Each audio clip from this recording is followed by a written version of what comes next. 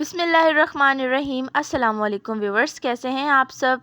मैं हूं फ़िज़ा और वेलकम करती हूं आपको अपने चैनल परफेक्ट रेसिपीज़ विद फ़िज़ा में। तो आज की रेसिपी मैं आप लोगों के साथ जो शेयर करने जा रही हूं वो है बहुत ही डिलीशियस मज़ेदार मटर वाइट पुलाव, जिसका एक एक दाना जायके से भरपूर होगा। बहुत ही खुशबूदार, जायकेदार और बहुत ही डिलीशियस हम लोग वाइट मटर पुलाव बना के तैयार करेंगे। करना आप लोगों ने क्या है कि वीडियो को एंड तक देखना है, वीडियो का कोई भी पार्ट स्किप नहीं करना।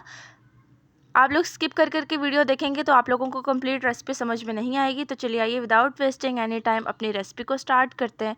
सबसे पहले आप लोगों ने एक पैन ले लेना है, इसमें हाफ कप के करीब आप लोगों ने कुकिंग ऑयल ले लेना है। और कुकिंग ऑयल डालने के बाद हम लोग इसके अंदर कुछ खड़े मसाले ऐड करेंगे। यहाँ पे हम लोग 1 इलायची, हाफ़ टी स्पून लौंग, हाफ़ टी स्पून काली मिर्च और 2 तेज़पात के पत्ते ऐड करेंगे, यानी कि करी पत्ते। और यहाँ पे एक आप लोग बादियान का फूल ऐड कर लीजिए। और इन सारी चीज़ों को हम लोग फ्राई करेंगे ऑयल में तकरीबन 1 मिनट के लिए। 1 मिनट फ्राई करने के बाद हम लोग इसके अंदर ऐड कर देंगे हाफ़ कप स्लाइस की हुई प्याज। तो प्याज को हम लोगों ने अच्छे से सॉटे कर लेना है और इसका थोड़ा सा कलर जब चेंज हो जाए तब तक इसको हम लोगों ने कुक करना है। यहाँ पे तो आप लोगों को तकरीबन 3 से 4 मिनट लगेंगे अच्छे से प्याज को फ्राई करने में। तो यहाँ पे मैं फ़्लेम आपको बताती चलूँ कि ये मीडियम फ्लेम है। हम लोगों ने यहाँ पे बहुत ज़्यादा हाई नहीं करना फ्लेम। और अब इसके अंदर हम लोग ऐड कर देंगे 1 टेबलस्पून लहसुन अदरक का पेस्ट। आप लोगों ने बहुत ज़्यादा प्याज का कलर चेंज नहीं करना, बस इतना इसको फ्राई करना है ताकि इसका कच्चापन दूर हो जाए।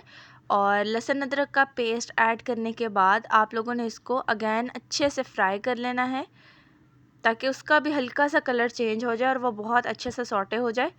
तो 2 से 3 मिनट हम लोग लहसुन अदरक के पेस्ट को अच्छे से फ्राई कर लेंगे। बहुत ही आसान रेसिपी, अगर आप लोग बिगनर हैं तो आप लोग मेरी ये रेसिपी को ट्राई कर सकते हैं। बहुत ही डिलीशियस और मज़ेदार हमारा वाइट पुलाव बन के तैयार होगा। अब आप लोगों ने क्या करना है कि इसके अंदर मटर ऐड कर देने हैं। तो 1 कप के करीब मैं इसके अंदर मटर ऐड करी हूँ। ये उबले हुए मटर नहीं हैं, मटरों को मैंने अच्छे से धो लिया था और इस स्टेज पे हम लोग इसके अंदर ऐड कर देंगे। और अब यहाँ पे हम लोगों ने मटर की अच्छे से भुनाई करनी है। तो 5 से 6 मिनट अच्छे से हम लोग मटर को फ्राई कर लेंगे। तो गाइज़ ये फ्राई के दरमियान ही 50% कुक हो जाएंगे, बाकी इनमें जो थोड़ी बहुत कसर रह जाएगी जब हम लोग दम लगाएंगे तो वहाँ पे पूरी हो जाएगी।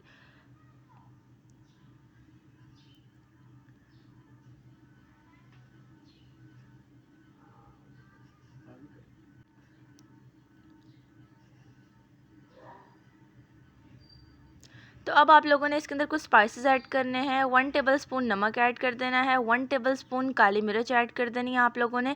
नमक आप लोग अपने टेस्ट के अकॉर्डिंग ऐड करिएगा। अब इसके अंदर हम लोग हाफ़ कप टमाटर ऐड करेंगे, स्लाइस की हुई टमाटर हम लोग इसके अंदर ऐड करेंगे।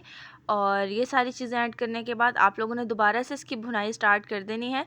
अब हम लोगों ने तब तक भूनना है जब तक कि टमाटर बहुत अच्छे से सॉफ्ट हो जाएं और इसके ग्रेवी की शक्ल इख्तियार कर ले।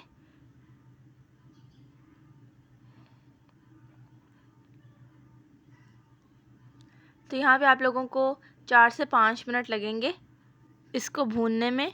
तो ये देखिए,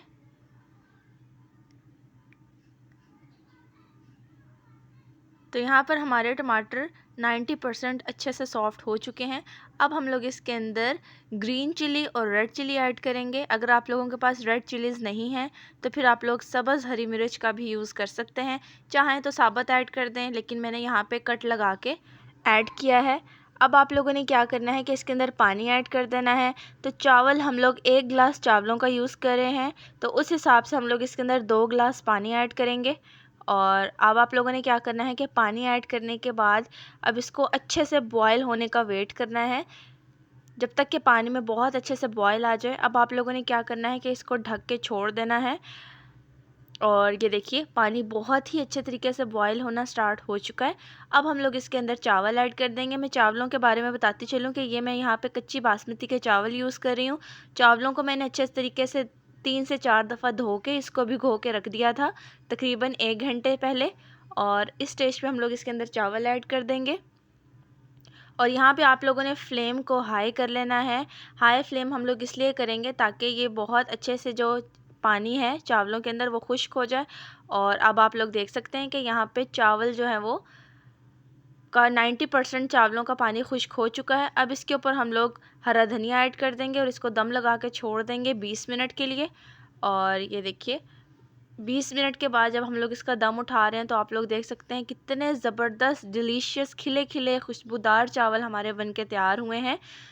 बहुत ही डिलीशियस रेसिपी, आप लोग इस रेसिपी को ज़रूर ट्राई कीजिएगा। इसका फ़ीडबैक मुझे लाजमी दीजिएगा कि आपकी ये रेसिपी कैसी बनी है।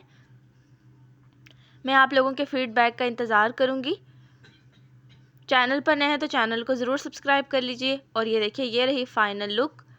उम्मीद करती हूँ मेरी आज की रेसिपी आपको बहुत पसंद आई होगी। मिलूंगी मैं आप लोगों के साथ एक नई वीडियो में।